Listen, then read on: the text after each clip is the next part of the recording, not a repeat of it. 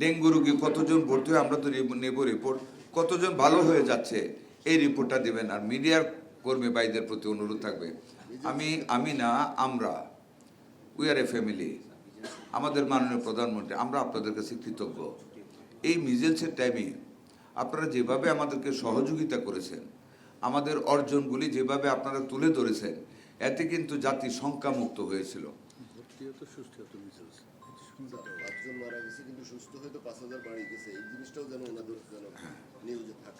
এই আপনারা আমাদের পজিটিভ জিনিসগুলি বলবেন। যেমন দেখেন আমাদের মিজেলসের একটা কথা বলি, 15/3/26 পর্যন্ত আমাদের সন্দেহজনক হাম রোগীর ভর্তি সংখ্যা ছিল 57,902। কই গেল গে ভাই? 57,902। এর মধ্যে আমাদের হাসপাতাল থেকে সার পাওয়া রোগীর সংখ্যা কিন্তু 53,722। It's an achievement of our treatment. এটা কিন্তু আপনারা একটু দয়া করে তুলে ধরবেন। আপনারাও কিন্তু আমাদের অংশ, জাতির অংশ, এই পরিশ্রমের অংশ, যুদ্ধের অংশ। আমরা একই মাঠে যুদ্ধ করব এইটার বিরুদ্ধে। একটু পজিটিভ নিউজগুলি আপনারা দিচ্ছেন আপনারা সবসময়। তারপর আবার মনে করিয়ে দিলাম, আমাদের দৈনন্দিন রিপোর্ট বের হবে, কতজন ভর্তি হলো, কতজন ছাড়া পেয়ে গেল ভালো হয়ে, এটা আপনারা বলবেন।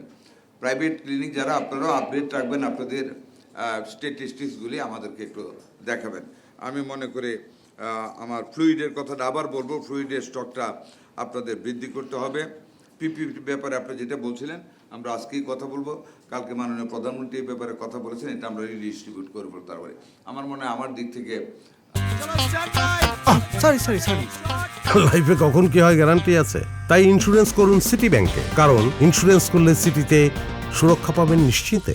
রুগীর কাছে মাঝে মাঝে সব ভিজিট করব, রুগীদের কাছ থেকে জানবো, ফ্রি দিবে। আবারও বলেছি আমি, ইনভেস্টিগেশন 80% কম নেবেন। 10,000 টাকা হইলে 80%, 8,000 টাকা মাফ দিতে হবে না।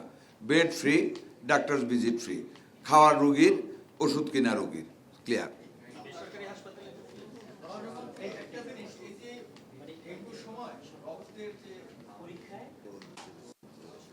এটা নির্ভর করে কি ভেরিয়েন্ট। এইবার ডেঙ্গুটা কিভাবে আসতেছে, 4 জন আসছে, এখনো হেমোরেজিং এর এটা দেখি নাই।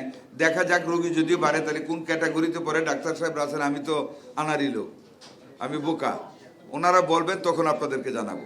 আমরা ক্যাপাসিটি তৈরি করব। আপনি বলছেন কগনিজেন্সি নিলাম, করবো ইনশাল্লাহ, যাতে রিপোর্টটা কারেক্টলি ভাই। Thank you very much. করা যাবে না, অনেকক্ষণ হয়েছে প্রশ্ন। সামনে আসেন, সামনে আসেন।